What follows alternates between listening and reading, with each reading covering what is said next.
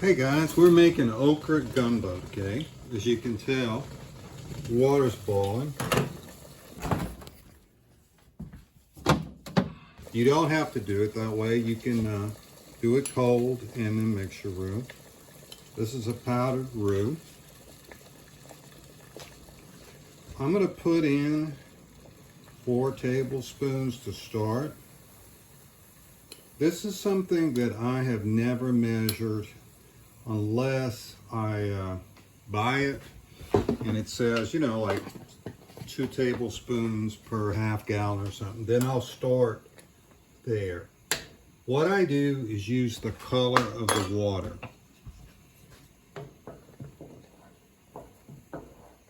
And go from there. Like I want this rich dark brown. That looks like it's going to be a pretty decent place to start. No, I think I'm going to go just one more. 4 would have been enough, but by the time I put the okra and everything else in it, it would have been a little bit light.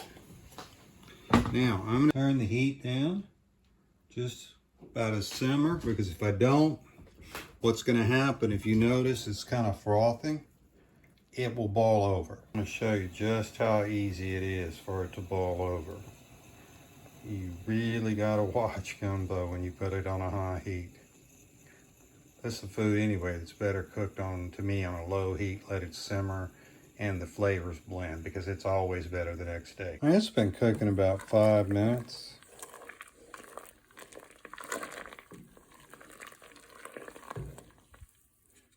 Get a spoon so you can see thickness. Now, it depends how dark you like your roux. This is a little bit light. If you look, it's not all broke down yet. So we're going to leave it about another 5-6 minutes. Then I'm probably going to add some more roux and then start putting the seasonings and cutting up the vegetables. It's been cooking about 5 minutes more. Let's see how it is. Well, that's pretty good, but the vegetables and everything cut it a little bit. I'm going to go ahead and add a little bit more, about another 1.5 tablespoons. Again, it's your preference, completely your preference. Some people like it thick, some people like it light. Well, don't forget, guys, when you're doing your onions, and I tend to buy, or especially if I'm making a broth, I tend to buy organic onions to save your potato peels. And you don't have to be as stingy when you're cleaning the peels. If you get a little bit of onion in it, don't worry about it, because it's going to be going in the broth. And I know some of y'all are not, but a lot of people right now are on a budget, and this is just a way to save a little money and also get some really good flavors. Put our little peelings here. Anything else we're going to get that we can save to make vegetable broth. Now I'm going to show y'all a trick today I don't normally do. A lot of people like the taste of onions. They don't like the texture. They don't like the mouthfeel. So if you making a gumbo and somebody in your family's like that, or you're like that, I'll show you in a few minutes how to get the flavor of onions without the texture. 1 onion added. This is one of the reasons I really like these glass lids. You can see, you know, what I did. See, this is why you can't turn it to a ball till it cooks down. And it made a mess. You like the taste of onions, but you don't like the texture of onions. You have a choice. You can use onion powder.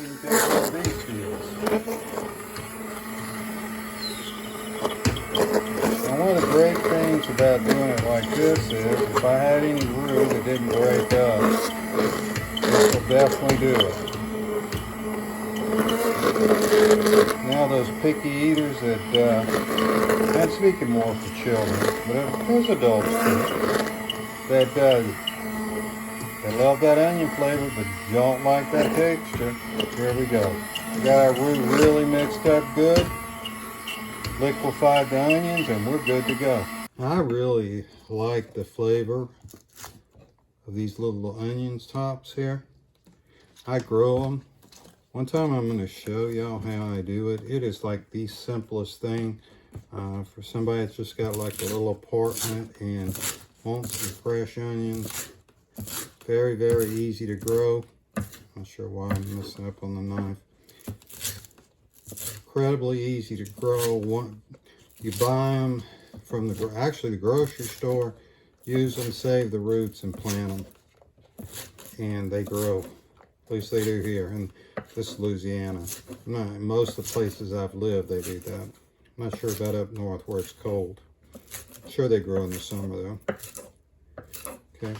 These little peppers are not something you tend to put in gumbo, but I like the flavor. And guys, gumbo, I mean, there's traditionalists with gumbo, but gumbo was more a dish that was created to take advantage of what was available, and especially on the coastal areas.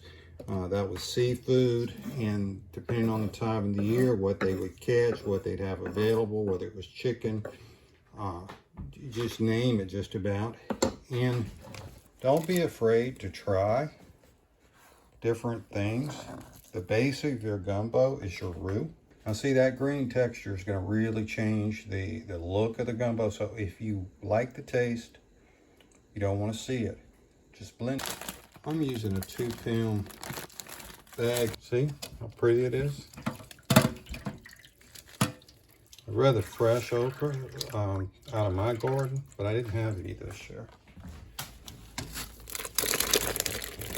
Now after tasting the gumbo, it's a little bit light on the salt, so I'm adding a little bit. The other thing I'm doing, now this is a real big argument. Tomato sauce. Do you put tomato sauce in gumbo or not? And if you noticed, I'm putting just 2 teaspoons. And all that's to do is to add flavor, and to add tomato sauce and okra goes great together. I'm going to go ahead and add a little garlic. Add just a little sage. Later I'm going to show y'all, which most people know how to make rice, but I do it a little bit different.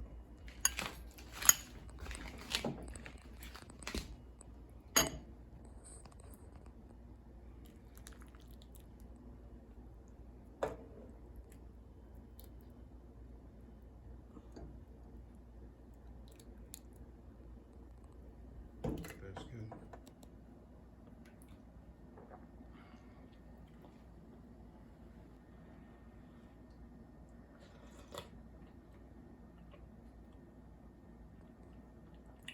It's good. That's what it was missing, the salt.